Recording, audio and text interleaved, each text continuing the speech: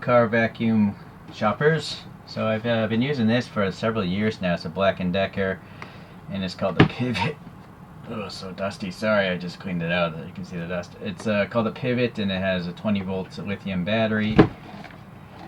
And, well, it's done its job. The thing is, it's quite huge. One nice thing I will say about it is you can get this angle going. But one thing I don't like about it is the opening thing here. I added this Velcro because sometimes I would knock this loose, and then the whole thing would just dump out a bunch of dust everywhere, defeating the whole purpose of a vacuum cleaner. So I just stuck on some Velcro here, and that's the mechanical way to trap it. This little brush does fold out and all that stuff. So the main problem I have as to why I'm going to replace this is the charging stand broke. So I modified the charging stand with a voltage regulator, and it just never charges properly anymore, I don't think, because it just sends off these weird blinking flashes even though I'm charging at 20 volts. So I don't know if this thing is really 18 volts or 22 volts or I don't know. But irregardless, it's too huge. So we got a new one coming into the fray here. I bought this online called the Baseus. Actually, I originally bought this off AliExpress and I got ripped off. You might want to look up my AliExpress scam video and see how that scam works. This is called the A3. It's the top-end model, I believe, from this Baseus brand. And let's take a look at this box. Sorry, the dust is getting me. Sorry. Okay, so there's a lighting mode there. It says there's a metal body of various accessories, multiple scenes available. I don't know what the heck that would mean. Pretty plain over here. This is actually safety certified by the CE and FCC. And then there's some sort of hologram, or no, maybe it's not a hologram, but it says scrape and check. So let's do that. Oh, I see.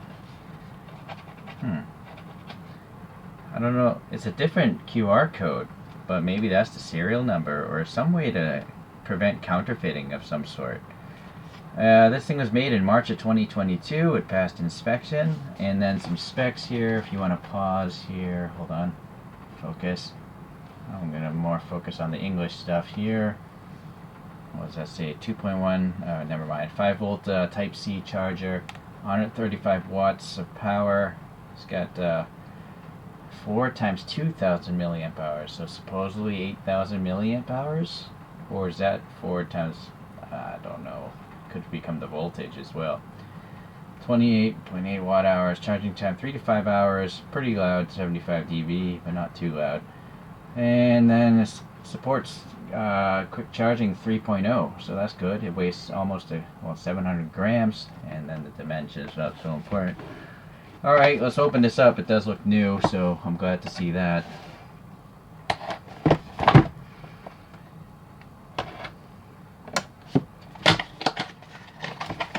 not sure where this brand is based out of. Going to that here. I guess it's this Chinese brand. It's made in Shenzhen, like most other things. Anything else in here? No, nothing else in there. So I'm guessing this is the accessories box. I'm not going to go through this right now. And it's opened on the side. It's kind of smart. They have a little finger pull there. A storage bag. Instructions. What else? Alright, this box is empty. A warranty card. Instructions and minuscule instructions in English and Chinese, of course. Let me try to unfold this and let you pause the video if you actually want to read this. Hold on, focus.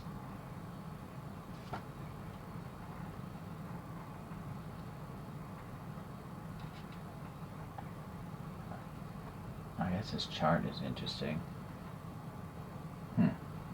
No, it's not interesting. Okay. So, I mean, if you do store it in your car, I guess this will help keep it preserved. It's like a microfiber kind of thing. It's got the drawstrings on it. It comes with the Type C cable. I would hope that this is a 3.0 cable, but maybe it's not. The aftermarket 3.0 cables I bought are always orange inside. This is not that. So I'm not sure without checking a volt checker, which actually I might be able to do. So hold on, we'll get to that later. As to why it comes with 4 little stickers,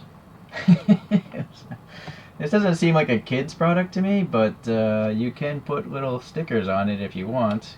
Interesting. So this is the accessory, I guess, 2 of them. There's a little tiny nozzle, and then this little brush thing. And does this move? Yes, it does. So you can just have a big nozzle or a brushed nozzle. So that's pretty smart. Although storing this, I don't know where you would do that. I guess just in the bag. Okay, it seems to be like ABS plastic if I had to guess. This one's a little flexy, but this one is very strong. It's so much thicker, the plastic. The back end,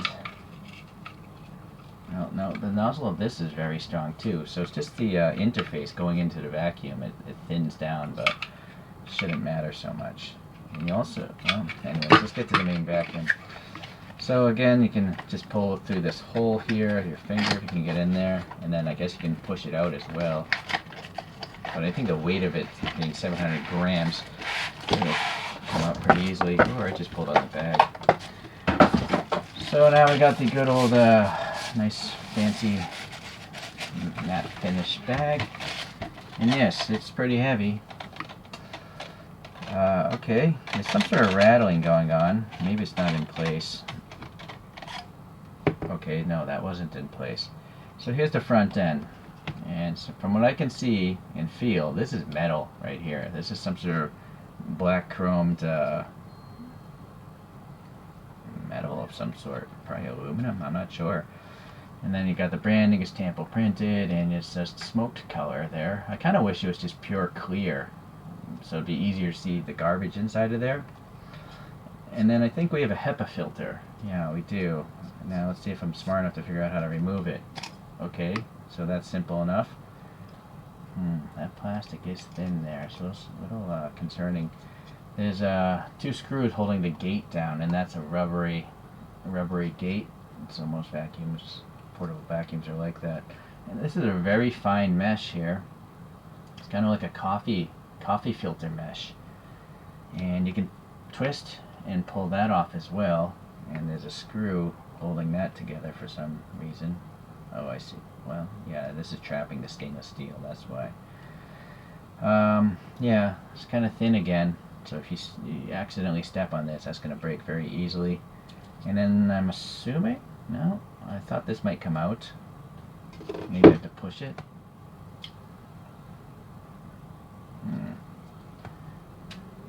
Nope. I guess that's not meant to be replaced. I mean, I just crushed the paper. So, alright. Well, anyways, it's not like you're going to be vacuuming your house with this, so put that back, so it just indexes there, left and right. So here we have the suction nozzle, and then this is perfectly clear. I'm not sure why they would choose to smoke this instead of just making it perfectly clear. This is all tight in place, not meant to come off. I'm sorry, this is the blowing out side. This is blowing out air, and then here we go. Let's see if it has any power. Okay, 3. So I'm going to put it together.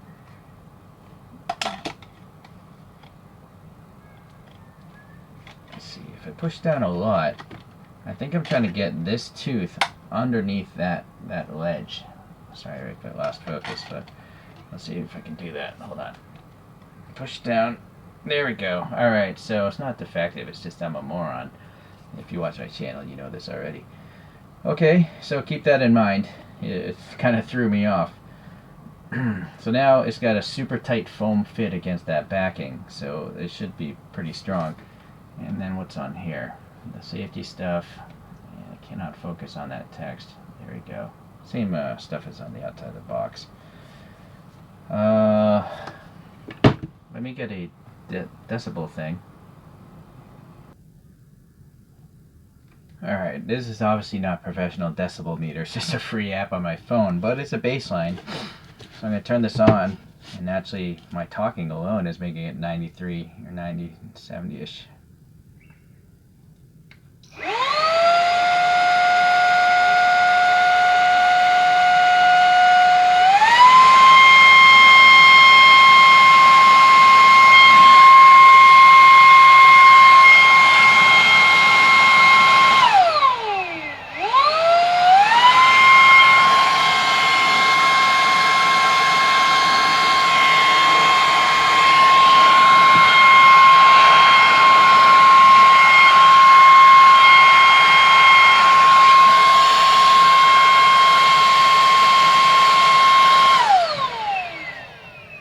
So it sounds like a vacuum cleaner. It's more like 80, 90. It even peaked at 100.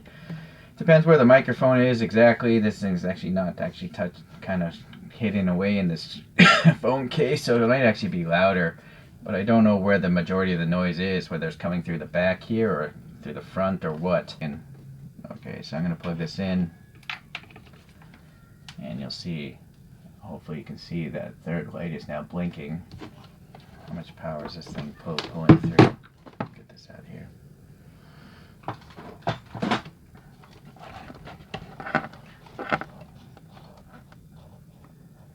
0.5 volts, 0.43 amps, half an amp, 0.36 amps. That's weird, that changed over. I think, you know, as the thing gets fully more charged, it's going to pull less amps. See, now it's 0.14 amps. Whereas, so if it was a totally dead battery, it would probably pull more amps through it. So unfortunately, right now I can't tell what the capability of this cable is. I would hope that it's capable of pulling the maximum amps this thing can do.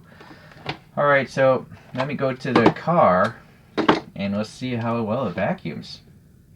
Okay, I've decided to do this at night because I want to see how well the light works. This is a headlamp I have on right now, but you can see this is a pretty dirty floor mat, a bunch of dirt and all that stuff. So let's just try first with this thing. So to turn the light on, you just have to hold the power button down.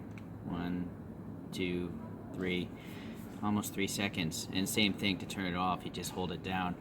But anyways, it's basically just a flashlight right now. You know, you still have to hit the power button again to actually use the vacuum. So you'll see here all the grease and all that stuff is kind of unsightly. Anyways, so I'm going to turn this headlamp off and let's see if it's illuminated enough.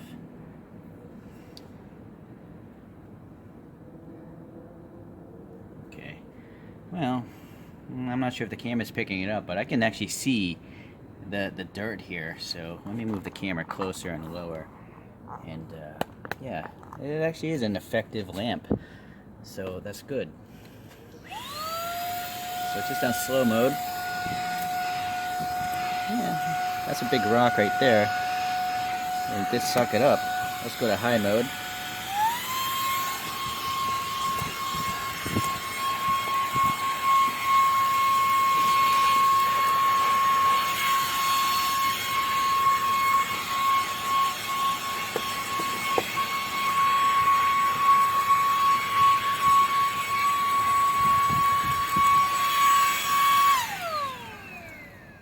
Turn the light on again.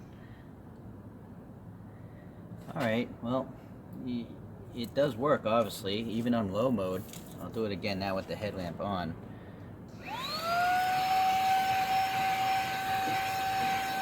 It's not really getting into the pile very much, though. Well, I mean, it is working. I think I'll just default by high mode.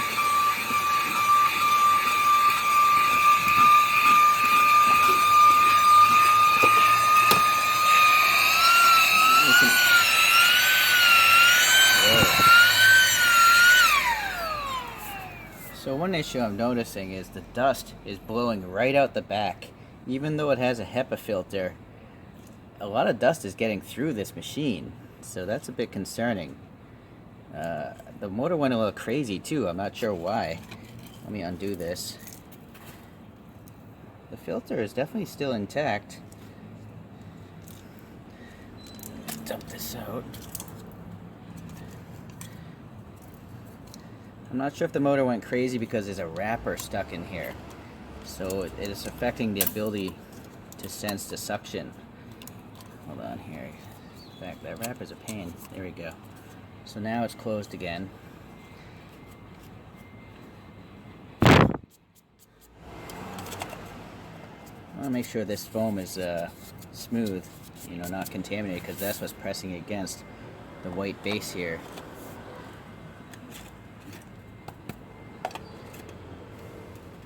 Okay. Anyways, I'm gonna try the this insert now. So that just fits in here. And also, I didn't even realize this other nozzle is round.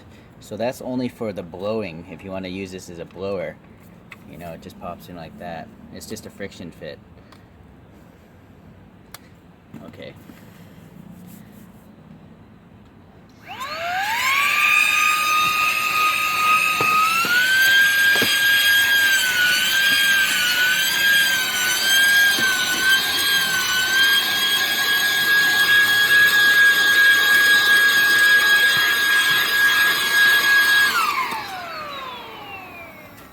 It cut itself off. It went from 2 lights to 1 in super high mode, so I'm gonna have to recharge it again, and maybe we'll continue this in the daytime.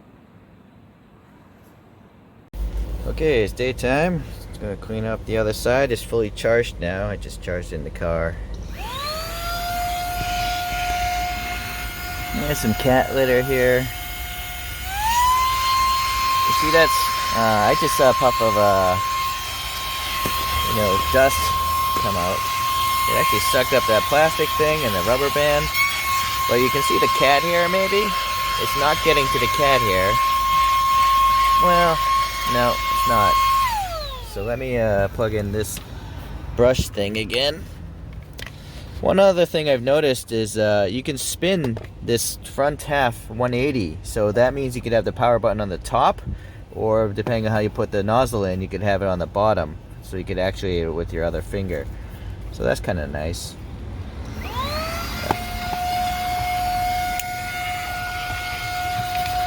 Well, on low speed, still not very good with the cat hair. High speed, it definitely is better. But in general, I would say, well, no. I guess if you work at it, you can get that cat hair out, but you gotta really brush it a lot because it's really stuck in the fibers of the carpet.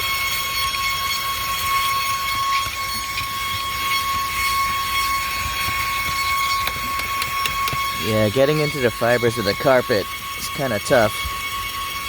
But I'm not sure if a more powerful vacuum would do better either.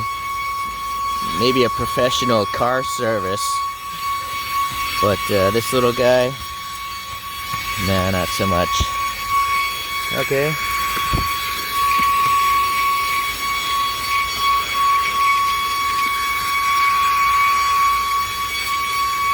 Ew, quite a mess.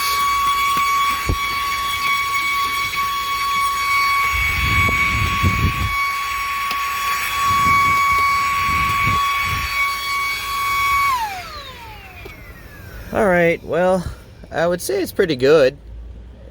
It's for its size, it's quite powerful.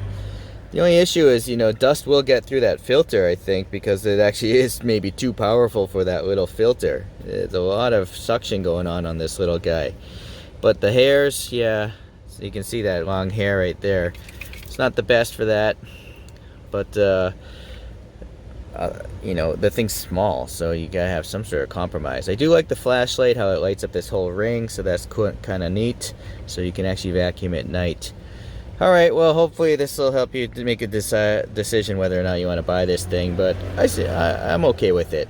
Alright, see you in the next random review.